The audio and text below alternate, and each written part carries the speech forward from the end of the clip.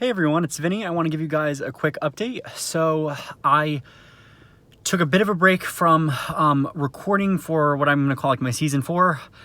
I am getting a lot of videos on there. I do apologize for the delay again. It's just been really hectic with grad school and everything and just life in general.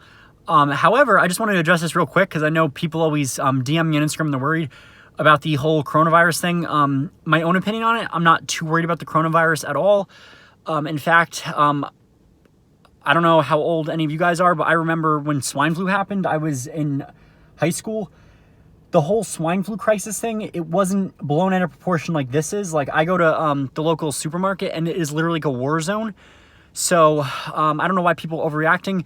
I did see something on Instagram which really sparked my curiosity, and it showed how the media coverage on coronavirus was a lot higher than any other, virus out there or disease outbreak. I didn't even see swine flu in this little chart.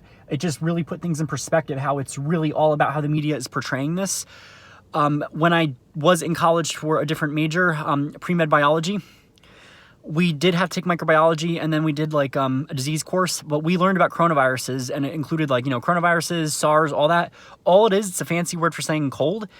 And the current coronavirus, if you look at the statistics, it is not as bad as like SARS was or any of the other illnesses. It may be a little bit more catchy, but you'll typically find in microbiology diseases that are more common to contract tend to have a lot lower of mortality rate.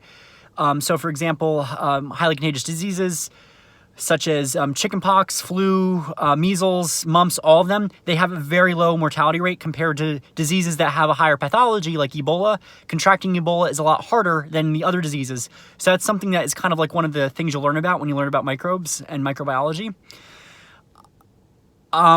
I, go to work like usual. I go about my day like usual. I haven't really changed anything because I'm a pretty clean person. Simple hand washing. Don't go over the top. I'm seeing a lot of other hairdressers. They're going crazy with the rubbing alcohol, the hand sanitizer, all these cleansers. Here's the thing with that. If you go overboard with using rubbing alcohol, you're going to dry the skin on your hands out. And what's going to happen is you're going to get cuts, and that's going to increase your susceptibility to getting either a skin infection or the disease. So you want to be clean, but you don't want to go over the top. The way the media is portraying it is not at all what it's really like. I have friends that live abroad in Italy, China, South America, and some of them say that the way they're portraying this is not exactly how it is there. So always, know that there are two sides to every story. I was going to do a video on my LDM experience, but that is an herb if you are that worried that you can take. You want to take... I would start off small, but if you feel that you're coming down with something and you're that freaked out, take 1 to 3 dropperfuls 3 times a day. You might get the detox rash. It just comes with the territory of the herb. It's a one-time thing, but the LDM works. There's some other herbs you can take for immune system and immune building.